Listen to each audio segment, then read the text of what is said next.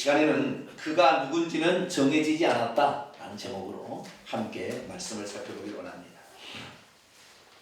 오늘도 거룩한 주일을 맞아 주님 앞에 예배하러 나온 여러분들을 하나님께서 진심으로 사랑하십니다.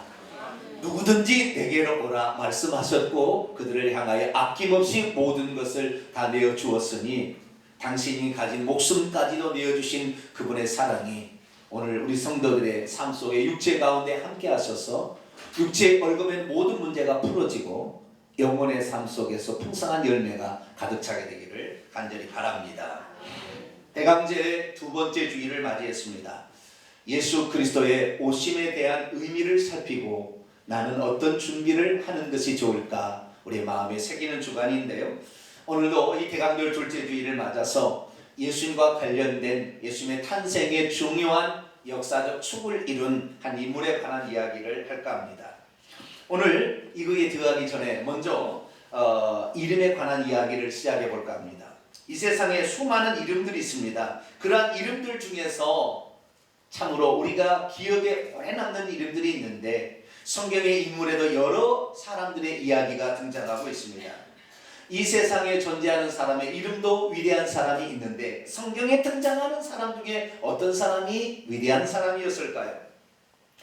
그리고 특별히 성경에 등장하는 이름들 가운데 가장 존귀한 이름은 무엇일까요? 제가 그 존귀한 이름을 지금 소개할까 합니다. 이것입니다. 네, 아무도 읽을 수가 없는 이것은 헬라어로 이에수스라는 말입니다. 이것을 우리는 예수라고 성경은 번역하고 있습니다. 왜 예수라는 이름이 이 세상에서 가장 존귀한 이름일까요? 성경은 이렇게 증거하고 있습니다. 가람아 이거 바꿨니? 바꿨어요? 바꾸지 않아 버렸네. 새로 일부 예배 때 했던 거하고 이렇게 차이가 있는데 우선 여러분 성경을 우선 열어봅시다. 빌립보서 2장 5절.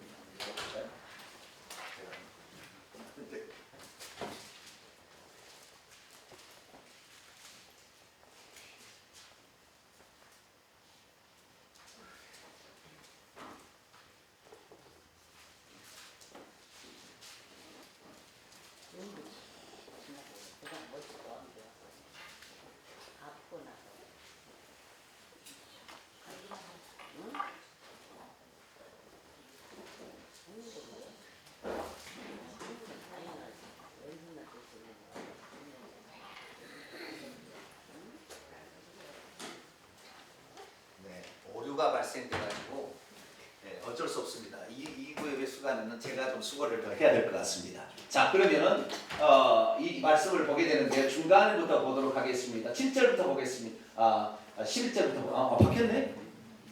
주여 감사합니다. 할렐루야. 네, 우리 가람이가 없을 때 항상 좀 불편했는데 가람이가 오니까 확실히 되네. 좋습니다.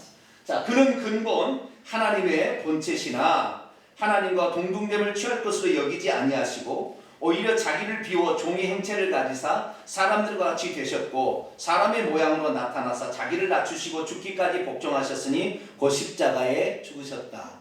그런데 그 다음이 중요합니다. 9절 10절을 같이 읽겠습니다. 시작. 이러므로 하나님이 그를 지극히 높여 모든 이름 위에 뛰어난 이름을 주사 하늘에 있는 자들과 땅에 있는 자들과 땅 아래에 있는 자들로 모든 무릎을 예수 이름에 꿇게 하시고 모든 입으로 예수 그리스도를 주라 시인하여 하나님 아버지께 영광을 돌리게 하셨느니라. 아멘. 여기 보니까 모든 이름 위에 뛰어난 이름들이 많이 있다는 거예요. 그런데 그 중에서도 가장 뛰어난 이름이 누구냐? 그 뛰어난 이름은 예수의 이름이다. 이렇게 성경은 말하고 있습니다. 할렐루야. 왜 예수의 이름이 그러면 가장 뛰어난 이름이라 그렇게 불리어지게 되는 것일까요? 사실 이 천상천하에 하늘 위나 땅 위나 땅 아래에 있는 지옥에 있는 모든 영역에 있어서 가장 뛰어난 이름, 특별히 천국에 가게 되면 천사에 가면 천사들도 있는데 예수님의 이름은 천사들의 이름보다 더 뛰어납니다. 히브리서 기자는 이렇게 말합니다. 그가 천사보다 훨씬 뛰어남은 그들보다 더욱 아름다운 이름을 기업으로 얻으시니 할렐루야. 우리의 이름 가운데서도 뛰어난 이름이 존재할 수 있어요. 그런데 우리들의 이름보다도 더 뛰어난 이름, 그리고 가장 높은 이름, 그 이름은 바로 예수 그리스도라는 거예요. 그런데 그 예수 그리스도께서 왜 그러면 모든 사람 이름 위에 모든 천사보다 뛰어난 그런 이름이 되었을까요? 그것은 이 말씀입니다. 로마서 10장 13절에 보면 누구든지 주의 이름을 부르는 자는 무엇을 받으리라? 구원을 받기 때문에 이 세상에 단 하나의 구원을 주는 이름이 있다는 거예요. 다른 사람의 이름을 가지고서 될 수가 없어요. 다른 사람은 사람이기 때문에 그 사람의 능력을 한번 죽어버리면 이 세상에 영향을 미칠 수가 없어요. 공자가 뛰어나고 아무 뛰어나지만 그가 남겨진 글만 있을 뿐입니다. 그러나 우리 주 예수 그리스도는 살아계신 하나님이기 때문에 글로 된 성경만 있는 것이 아니라 그분이 인격으로 성령으로 오늘 다가와서 오늘도 역사하고 계십니다. 할렐루야. 그분은 창조주 하나님이시기 때문에 그분의 이름을 부르는 자는 구원을 얻을 수 있습니다. 할렐루야. 그분의 죄, 그분만의 피만이 깨끗하기 때문에 그분의 피로 속죄가 가능한 거예요. 그래서 우리는 그 이름을 뛰어난 이름이라. 왜? 우리에게 구원을 주시는 유일한 이름이기 때문에. 그래서 베드로 사도도 이 오순절을 맞이해서 성령 강림으로 방언 말하는 걸 듣고 쫓아나온 사람들에게 하는 말씀이 있습니다. 뭐라고 했습니까? 다른 이로서는 구원을 받을 수 없나니 천하 사람 중에 구원을 받을 만한 다른 이름을 우리에게 주신 일이 없다. 그래서 이 예수 그리스도의 이름을 우리가 많이 부를수록 좋습니다. 우리 한번 따라서 해보도록 하죠. 모든 이름 위에 뛰어난 이름 예수. 단 하나의 구원의 이름 예수. 네, 이 예수, 이분이 바로 모든 이름 위에 뛰어난 이름이요 단 한 분의 놀라운 구원자의 이름이 됩니다. 그런데 이 예수라는 이름을 함부로 부르기는 어렵지요. 우리는 오늘 너무나 예수님을 쉽게 부르지만 당시의 사람들은 예수님을 함부로 부르지 못했습니다. 어느 제자치고 예수님 앞에 예수님이라고 부른 적이 없어요. 다 뭐라고 불렀느냐? 다른 말로 불렀어요. 왜? 그분의 느껴지는 신격이 함부로 그 이름을 부르기가 어려웠던 것이죠. 그래서 사람들이나 제자들이나 예수님의 이름을 함부로 부르지 않았습니다. 예수님이라고 부르지 않았어요. 여러분이 저를 부를 때 뭐라고 부르죠? 병진님 그런가요? 그러지 않죠. 네, 물론 제가 저야 아무것도 아니니까 정병진 목사님 이렇게 부를 수 있지만 대부분 다른 부르는 명칭, 이걸 호칭이라 하는데 호칭으로 대신 부르는 것입니다. 그래서 예수님도 사람들이 부를 때 그분에게 느껴지는 신격 앞에 두려웠기 때문에 그분의 이름을 함부로 부르지 아니하고 다른 말로 불렀습니다. 예를 들면 이런 겁니다. 선생님. 가장 많이 불렀던 말이 뭐예요? 선생님 이렇게 불렀어요. 한번 해보십시다. 선생님. 네. 근데 이 선생님 좀 약합니다. 네. 디다스 칼로스라는 말인데요. 디다스 칼로스 좀 그렇습니다. 우리가 이 선생님이라고 불렀고요. 또 하나는 라비오. 이것은 나의 스승이요. 좀 자신의 감정을 좀 들어간 말입니다. 라비오 이렇게 부르기도 했습니다. 그 다음에 주님. 주여 이렇게 주여라는 것도 상당히 많이 불렀죠. 주님이라는 말도 불렀고요. 그리고 하나님의 아들이요 이렇게 부르기도 했습니다. 이것은 귀신들이 그렇게 했습니다. 하나님의 아들인지 사람이 잘 몰랐거든요. 근데 하나님의 아들 나사렛 예수여 우리를 멸하러 왔나이까 이렇게 하나님의 아들이라고 불렀어요. 그 다음에 이 예루살렘에 예수님이 입성할 때 사람들은 군중들은 주의 이름으로 오시는 이여 가장 높은 곳에서 호산나 이렇게 불렀어요. 이 호산나라는 것은 지금 구원하소서, 지금 메시아로 오셔서 우리를 구원해 주소서, 구약에 계시된 주의 이름으로 오시는 바로 여호와이신 당신이여 우리를 구원하소서 이렇게도 불렀어요.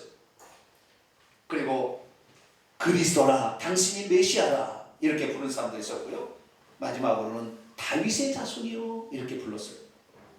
그런데 이런 이름들 가운데 독특한 이름이 한 가지가 있어요. 그것은 뭐냐? 맨 마지막에 기록된 다윗의 자손이라는 이름입니다.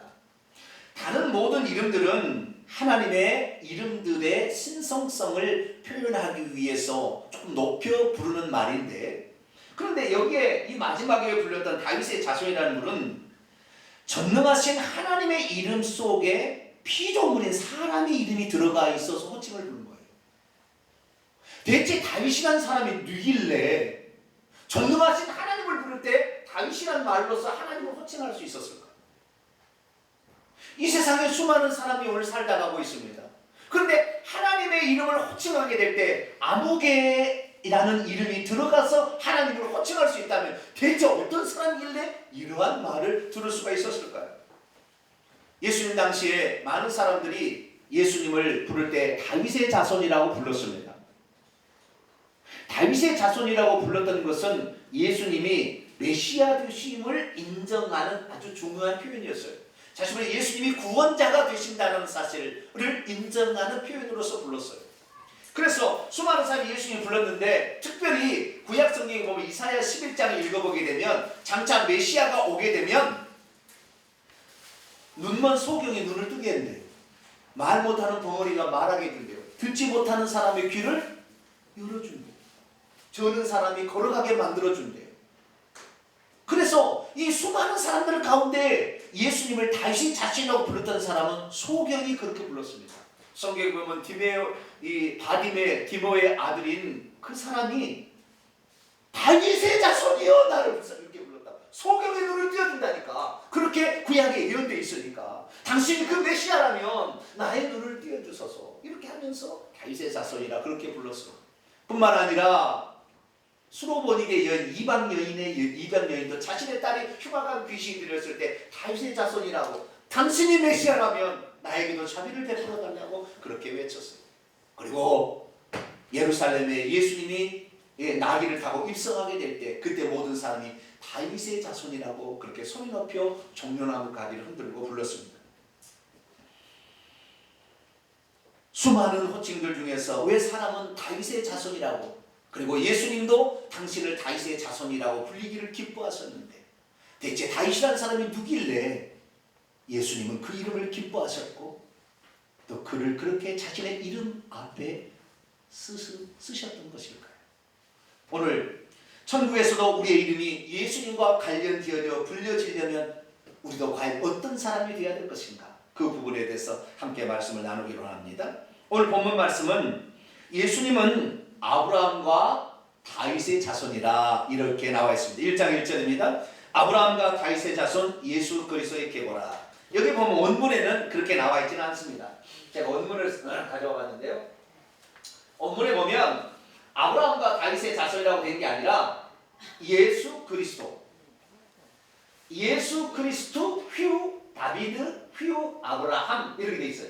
이건 뭐냐면 예수 그리스도 아들 자손 다윗의 자손이요 소유격입니다. 그 다음에 아브라함의 자손. 그러니까 예수 그리스도가 먼저 나오고요. 신약 성경에 처음 시작 예수 그리스도 그분이 누구냐? 아브라함의 자손이요. 우리 성경에는 아브라함과 다윗의 자손이라 자손이라는 말도 뺐는데 여기는 자손이라는 말이 두 번 다 들어갔어요. 휘우 다 들어가 있어요. 그런데 아브라함이 먼저 나오는 것이 아니라 누가 먼저 나와요? 다윗의 자손이신 예수님이라고 나오는 거예요. 성경의 신약 성경의 출발이 아브라함도 들어가지만 다윗의 자손이라는 말이 먼저 등장하고 있습니다. 예수 그리스도 그분과 다윗이 어떤 관련이 있고 예수님을 대용해서 부르는 호칭에 다윗이 어떤 역할을 했길래 다윗의 자손이라는 이름이 먼저 들어갔을까요? 예수님의 족보를 살펴보게 되면 이 아브라함과 다윗이 상당히 중요한 역할을 감당하는데 아브라함은 예수님의 아버지 요셉이 쭉쭉쭉 올라가게 되면 아브라함은 42대 선조예요. 그리고 다윗은 28대 선조입니다.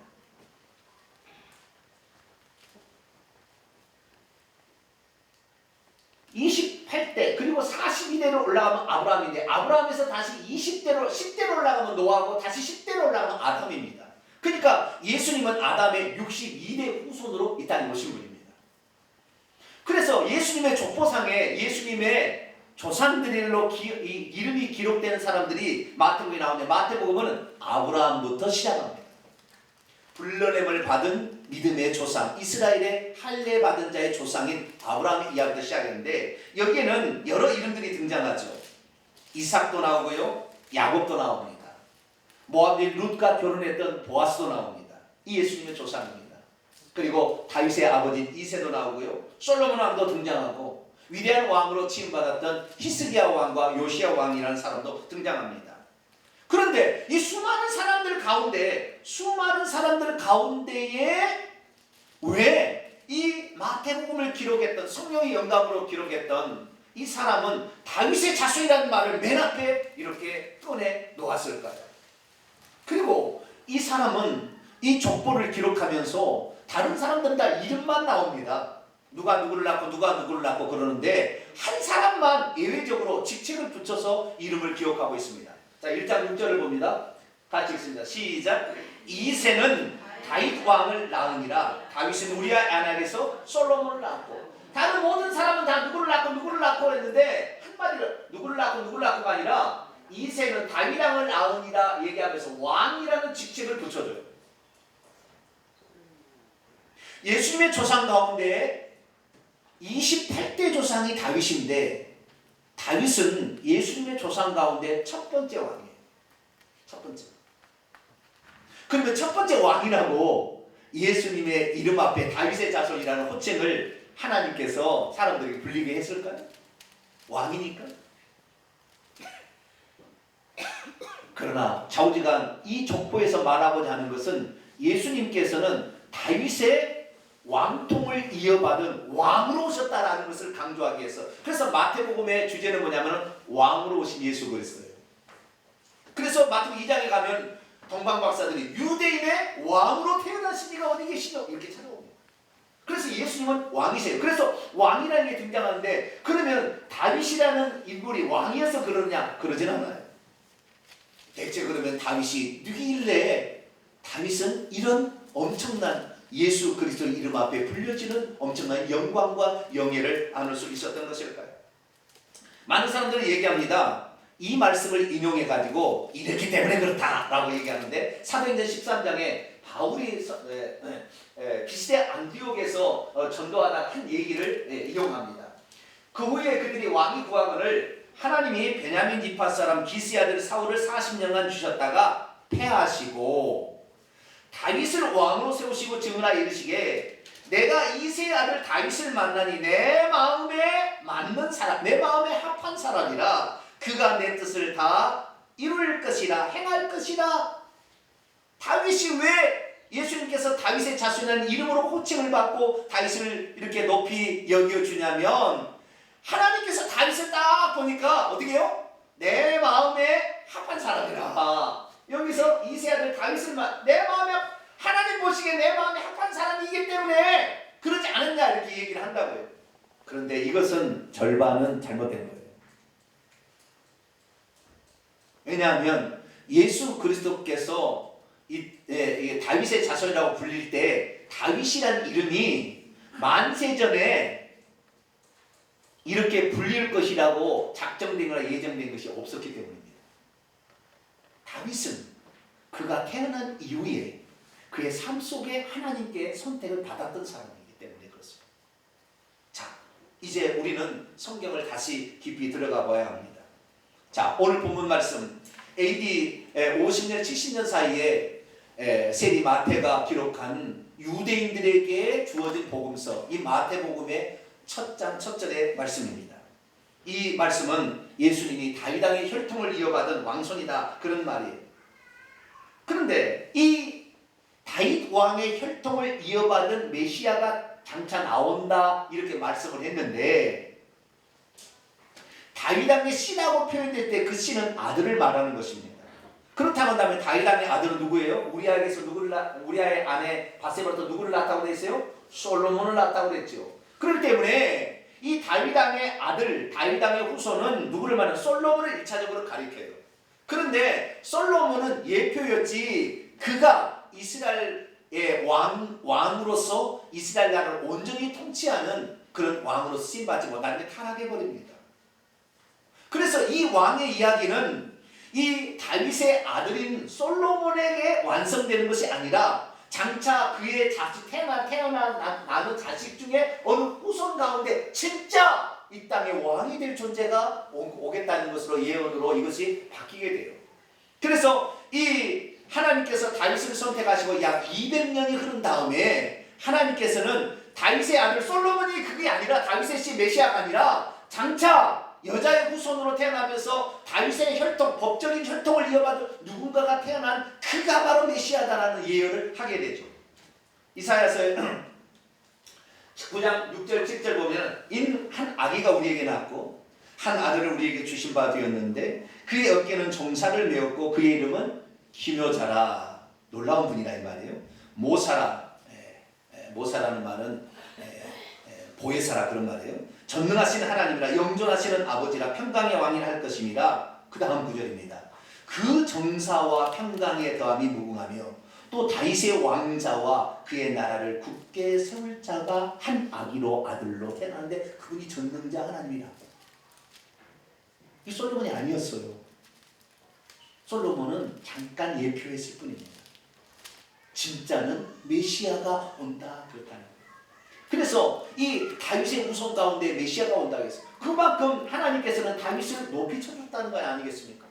그래서 우리는 이 다윗에 관한 이야기를 해야 되는데 또 이 이사야의 예언이 있고 약 170년 뒤에 에스겔 선지자도 이런 예언을 했어요. BC 585년에 내가 한 목자를 그들 위에 세워 먹이게 하리니 그는 내 종 다윗이라. 그가 그들을 먹이고 그들의 목자가 될지라. 나 여호와는 그들의 하나님이 되고 내 종 다윗은 그들 중에 왕이 되리라.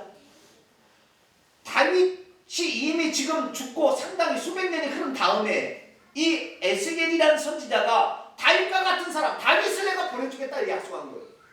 그래서 수많은 사람들 중에 아무도 예수님에 대해서 예수 무슨 호칭에 사람 이름이 들어간 적이 없는데 다윗만 들어갑니다. 다윗의 아들이요, 다윗의 자손이라 이런 말이 들어가는 거죠. 대체 다윗은 어떠한 사람이었을까? 대체 어떠한 사람이었길래 그의 이름이 이렇게 예수님의 족보에 가장 중요하게 여겨졌고 그리고 예수님의 이름 대신에 부른 이름이 되었던 것일까요? 우리는 흔히 생각하기를 하나님께서 만세 전에 다윗을 그렇게 쓰시기로 예정해서 그런 것이 아닌가 생각할 수 있어요. 그러나 그것은 아닙니다. 왜냐하면 이것이 오늘 말해주기 때문입니다. 사무엘상 13장에 보겠습니다. 사무엘이 사울에게 이르기를 왕이 망령되이 행하였도다. 왕이 하나님 쭉 나가다 14절에 지금은 왕의 나라가 길지 못할 것이라. 여호와께서 왕에게 명령하신 바를 왕이 지키지 아니하였으므로 여호와께서 그의 마음에 맞는 사람을 구하여 여호와께서 그를 그의 백성의 지도자로 삼으셨느니라. 과거적으로 표현을 했어요. 그의 마음에 맞는 사람을 삼으셨다. 다시 말해서 이 하나님께서 최초의 왕으로 사울왕을 선택했는데 이 사울왕이 하나님의 말씀에 불순종함으로 하나님께서 더 이상 그를 왕직에 있게 하기를 원치 않으시고 다른 차기 왕을 세우려고 한 거예요. 그런데 그때 사울왕이 잘못했을 때 그가 세움을 받았던 해에 잘못했는데 그때 이 사무엘에 가서 뭐라고 얘기했냐면 하나님의 마음에 맞는 사람을 당신의 후임으로서 지도자로 삼았다고 얘기를 하지 않았느냐. 그러니까 이미 하나님이 다윗을 점 찍어놓은 것이 아니냐 그렇게 얘기하는데 그건 천만의 만만의 콩떡이에요. 왜냐하면 사무엘이 이 말을 했을 때가 BC 1048년인데 다윗은 BC 1040년에 태어났습니다. BC 970년에 죽어요. 다시 말해서 다윗이 태어나기 전에 8년 전에 하나님께서 하신 일이에요. 그러니까 하나님께서는 어떻게 인류 역사를 이끌어가냐면 어떤 개인을 딱 정해서 그를 통해 이루겠다는 것이 아니라 당신의 뜻을 어떤 뜻을 이룰 것을 계획을 먼저 하시는 거예요. 내 마음에 맞는 사람, 당신의 마음에 드는 사람을 정하리라 이렇게 결정해. 그것이 다윗이 됐기 때문에 나중에 선택되는 것이지 다윗이 만세전에 선택되어져서 하나님의 마음에 맞는 사람에서 그가 부름받아서 쓰임받은 게 아니라 아직 태어나기도 전에 하나님께서 나는 내 마음에 맞는 사람을 세워서 그의 이름을 존귀케 해주리라 그렇다는 거예요. 혹시 여러분이 그런 사람이 될 수가 있습니다. 우리는 믿음 안에서 거룩한 열망을 가져야 될 줄로 믿습니다. 이왕 이 땅에 우리가 태어나서 살아가지만 우리는 천국에서 살아갈 사람이에요. 어떤 사람으로 우리의 이름이 불려지기를 원하십니까? 다윗은 만세전에 그를 그렇게 쓴다고 예정되어 있지 않았어요. 그는 한참 뒤에 태어났습니다. 결국에 그가 한참 뒤에 태어나서 8년 뒤에 태어나게 되고 그가 최초로 먼저 하나님께 마음에 맞는 사람으로 인정을 받을 때가 있었고, 마음에 맞는 사람이라고 인정을 받았다 해서 그의 후손으로 메시아를 준다는, 메시아의 조상이 된다고 말씀하지는 않았어요. 그러나 한 번 더 그의 삶 속에 또 역사가 있어요. 그래서 이 두 번째 그가 하는 행동을 통하여 하나님께서는 그의 후손을 통하여 메시아를 보내주겠다고 그를 메시아의 조상으로 삼아요. 그래서 오늘 하나님께서 우리에게 주어진 일들 가운데 우리가 어떻게 살아가느냐에 따라서 하나님은 더 크게 쓰시기도 하시고 그의 이름이 흔적도 없이 사라질 수도 있는 거예요. 그러면은 다윗은 대체 어떤 일들을 하나님께 했기에 하나님의 마음에 맞는 사람이라고 인정을 받았을까요? 그리고 그의 후손으로 메시아를 보내주겠다는 약속을 받게 된 것일까요? 그가 첫 번째로 하나님 앞에 하나님의 마음에 맞는 사람이라고 인정을 받은 것은 그의 나이 15세 때에 되었습니다. 하나님은 어떤 사람을 하나님의 마음에 맞는 사람이라고 정하느냐? 다윗이 15세 되던 해에 결정을 했습니다. 그때 무슨 일이 있었습니까? 여호와께서 사무엘에게 이르시되 내가 이미 사울을 버려 이스라엘 왕이 되지 못하게 하였거늘 내가 그를 위하여 언제까지 슬퍼하겠느냐? 너는 뿔에 기름을 채워 가지고 가라. 내가 너를 베들레헴 사람 이새에게 보내리니 이는 내가 그의 아들들 중에서 한 왕을 보았느니라. 사울왕을 패하시고 하나님의 마음에 맞는 사람을 잘 찾아봤더니 이새의 아들 중에서 있는 것 같다 하는 그런 거예요. 그리고 이새의 집에 보내는 겁니다. 사무엘이 이새의 집에 왔습니다. 그래서 화목제사의 아들을 다 초청해서 하나님의 차기 왕이 될 사람이 기름을 부으려고 기름불에 기름을 채워가지고 왔어요. 그러니 이새가 자기 아들들을 다 불러내는 거예요. 야, 너희들 중에 뭔가 좀 있는 게 있는 것 같다. 뭔가 있는 것 같다. 빨리 와라. 그래가지고 첫째 아들 엘리압을 쫙 보냈어요. 그랬더니 얼마나 잘생기고 얼마나 건장하고 얼마나 멋져요. 이야, 하나님께서 기름 부으려고 하는 자가 이 자리로이다. 주여 기름을 부을까요? 아니라. 뭐라고 하셨습니까? 하나님께서 여호와께서 사무엘에게 말하기를 그의 용모와 키를 보지 말라. 내가 이미 그를 버렸노라. 내가 보는 것은 사람과 같이 아니하니 사람은 외모를 보거니와 나 여호와는 중심을 보느니라. 뭘 봐요? 중심을 원문에 보니까 마음을 본대요. 여러분의 마음이 하나님을 사랑하게 되기를 축원합니다. 그때 당시에 이 다윗이 15세 되던 해에 하나님의 마음에 맞는 사람이라고 선택된 것은 다윗이 이 세상 가운데 하나님이 지켜보게 될 때 그 이스라엘 나라 가운데 온 마음을 다해서 하나님을 사랑하는 사람이었어요. 그 아이가. 어떻게 그걸 알 수 있느냐? 시편 기자가 그것을 기록해놨어요. 시편 78편 70절에서 72절을 보면 여호와께서 말합니다. 그의 종 다윗을 택하셨는데 어디서 택했느냐? 양의 우리 가운데 있는 사람에서 취했는데 전나는 어미 양을 지키는 중에서 그를 이끌어내사 그의 백성인 야곱 그의 소인 이스라엘을 기르게 지도자로 삼았다.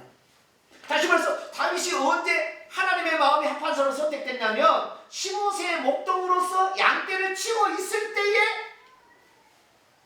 하나님의 마음에 합한 사람이라고 부름을 받았다는 거예요. 그러면 다윗이 양떼를 키우고 있었던 그 15세 때 그 순간에 다윗이 어떤 사람이었을까? 사무엘이 선을 본다고 사람을 다 데려왔는데 그 선에 축에도 끼지 못한 어린 아이였어요. 왜냐하면 그는 막내였기 때문이죠. 이새가 8명의 아들을 낳았는데 나중에 7번째 아들인가 죽어요. 그래서 나중에 7번째 아들로 기록이 됩니다만은 다윗은 8번째 아들로 태어납니다.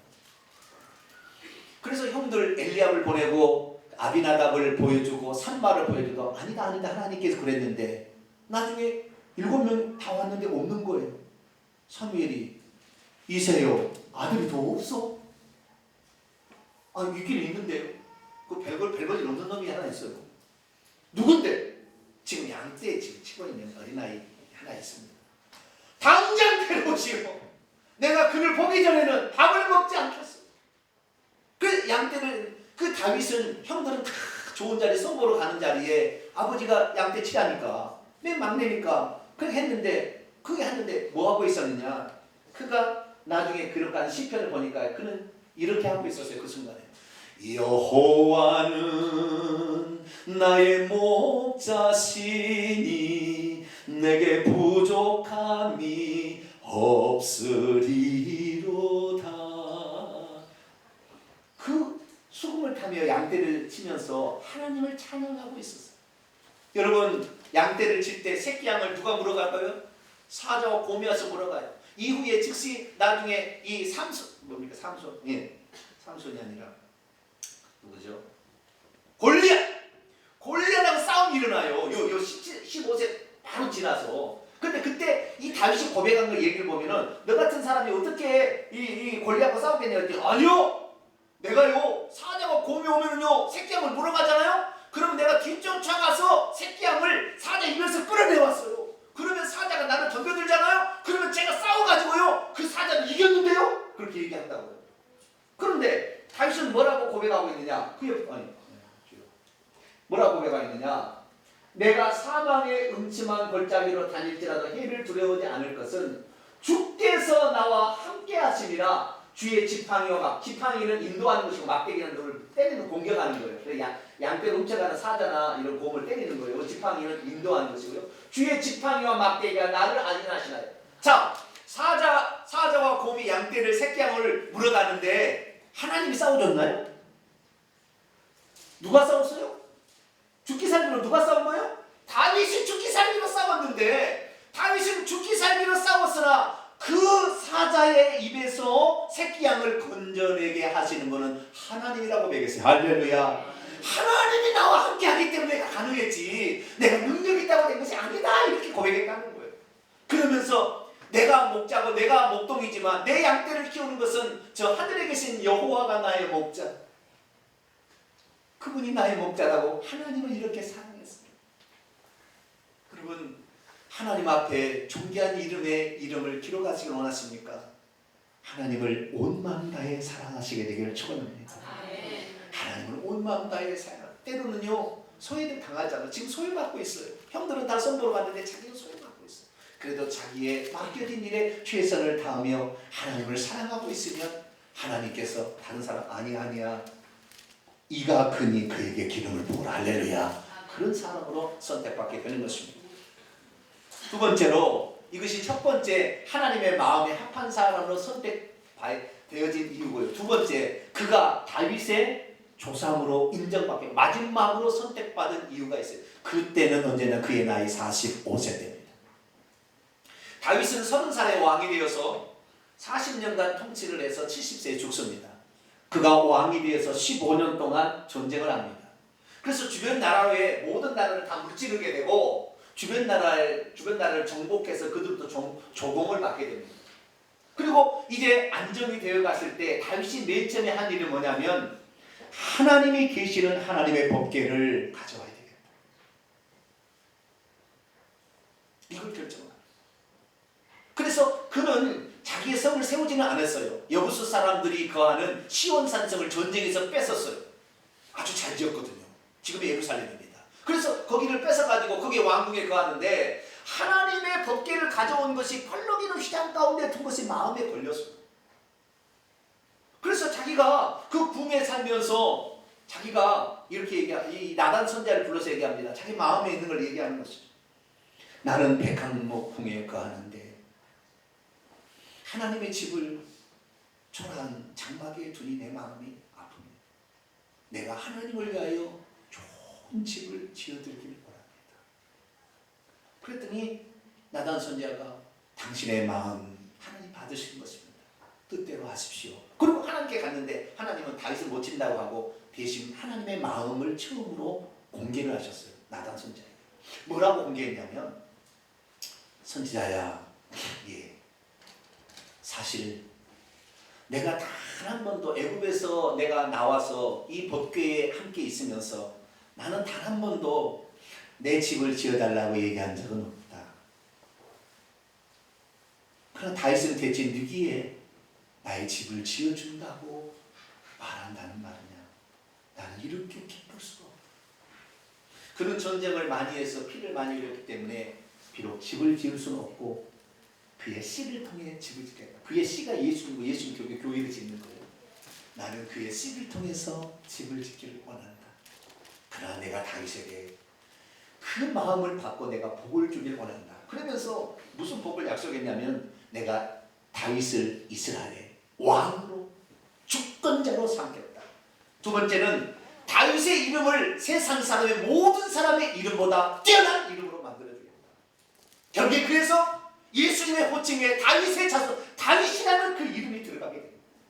그리고 세 번째, 다른 사람에게 혹시 잘못된 다윗의 자손 중에서 왕들 중에서 잘못한 사람이 있어도 그 위를 패하지 아니하고 인생 채찍으로만 때리지 없어지지 않게 하게 한다. 그래서 다윗은 그의 아들 솔로몬 르호보암 해가지고 결국에 20대의 왕손이 나와서 예수님의 조상 가운데 왕이 20명이 들어가게 되는 거예요. 사랑하는 성도 여러분, 우리의 이름은 만세전에 너가 이렇게 살라고 결정된 건 거의 없어요. 단지 하나님의 어떤 뜻을 이루겠다는 하나님의 뜻은 계획이 돼 있어요. 누가 거기에 선택되어지느냐? 다윗을 보니까 두 가지를 통해서 선택이 됐어요. 하나는 온 마음 다해서 하나님을 사랑하고 자기에게 맡겨진 일 불평하지 아니하고 성실히 감당하는 사람이었어요. 두 번째는 나보다도 하나님을 더 생각하고 하나님의 몸된 초소를 생각하는 교회를 사랑하는 마음이 거기 있었다. 이 세상에 가장 존귀한 자가 어떤 사람이 되는 것이냐? 하나님을 사랑하게 되기를 축원합니다. 하나님의 몸된 교회를 사랑하게 되기를 축원합니다. 이 두 가지를 하게 되면 하나님이 내가 언제 그렇게 해달라고 얘기한 적은 없지만 너는 내 마음에 합한 사람이요, 내 마음을 만든 사람이니 내가 너에게 못할 것이 뭐가 있느냐. 그래서 우리의 이름이 쫓기게 되는 것은 하나님을 사랑하는 자, 하나님께서 그렇게 세우기를 원하는 교회를 건축하고 세우고 교회를 사랑하는 자, 바로 그 사람이 될 수 있다는 것을 믿게 되기를 축원합니다. 믿음이란 무엇입니까? 모든 것보다 하나님을 더 사랑하는 것입니다. 그리고 하나님의 몸된 교회를 아끼고 사랑하여 나를 내어주며 희생하고 섬기는 것입니다. 이것이 바로 하나님의 마음에 들게 되는 후천적인 선택 요인이 되더라 할 것입니다. 사랑하는 성도 여러분, 여러분의 이름은 천국에 갔을 때 어떤 이름으로 불려질 것 같습니까? 흔적 없이 그냥 사라진 사람으로 기록되겠습니까? 다윗은 사실 무명의 사람이에요. 아주 한참 보잘것없는 어린 아이, 아버지도 인정하지 않는 사람이었어요. 그런데 그가, 장손도 아닌 그가, 막내였던 그가 예수님의 조상이 되었고 족보 가운데 왕이라는 이름으로 기록되고, 심지어 예수님도 나중에 천상에 올라가셔서 당신의 이름을 다윗의 자손이라고 불리기를 기뻐하신다니까요. 요한계시록 22장 16절을 보게 되면 이렇게 기록되어 있습니다. 나 예수는 교회를 위하여 내 사자를 보내어 이것들을 너희에게 증언하게 하노라. 나는 다윗의 뿌리요 자손이니 곧 광명한 세력.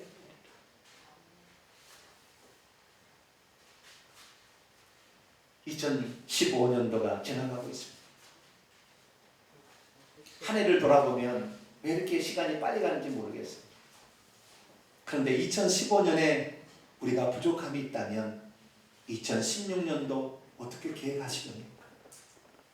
2016년에는 하나님을 더 뜨겁게 사랑하시기를 축원합니다. 온 마음 다해서 여호와 나는 그분 한 분만으로 만족합니다. 그리고 예수님이 이 땅에 오셔서 교회를 세우자. 내가 음부의 권세가 해야 되는 교회를 세운다고 했는데 내가 교회를 위해서 이렇게 한번 내 마음을 정하기로 합니다. 그런 마음을 갖게 되기를 축원합니다. 하나님은 그런 사람을 지금도 찾고 있습니다. 만세전에 누구가 위대하게 쓰임받는다 정해진 거 없습니다. 그러나 어떤 사람이 될 것인가는 오늘 우리의 삶 속에 결정됩니다. 오늘 부족했다면 내일 2016년을 잘 계획하셔서 존귀게 되는 아름다운 이름의 속에 여러분의 이름을 기록하게 되시기를 간절히 축원합니다. 아멘. 거룩하고 자비로우신 아버지 하나님, 우리는 너무나 부족한데 우리를 위해서 하나님께서 만세전에 어떤 것을 계획하셨는데 우리가 주님 앞에 나아가고 다윗처럼 자신의 마음을 드리게 될 때 하나님은 그를 눈여겨보고 있다가 15세 될 때 선택했던 것처럼 우리가 부족하고 지금은 연약하지만 꾸준히 하나님을 사랑하고 하나님의 몸된 교회를 위해서 내가 능력이 될 때 하나님의 몸된 교회를 위해서 뭔가를 행하게 되므로 우리도 하나님의 선택을 받고 예수님의 조상이란 이름이 불려진 사람이 되었던 것처럼 우리들도 천국에서 그런 거룩한 열망을 갖게 되기를 축원합니다. 오늘 사랑하는 성도들이 하나님의 말씀을 들으며 성탄절을 맞이해 다윗의 자손인 예수 그리스도를 생각하며 우리의 마음을 다시 가다듬습니다. 우리들에게도 거룩한 열정과 열망을 주사 다윗과 같은 삶을 살아 하늘에서 그 이름이 뛰어난 이름이 되게 도와주옵소서. 우리 주 예수 그리스도의 이름으로 기도하옵나이다. 아멘.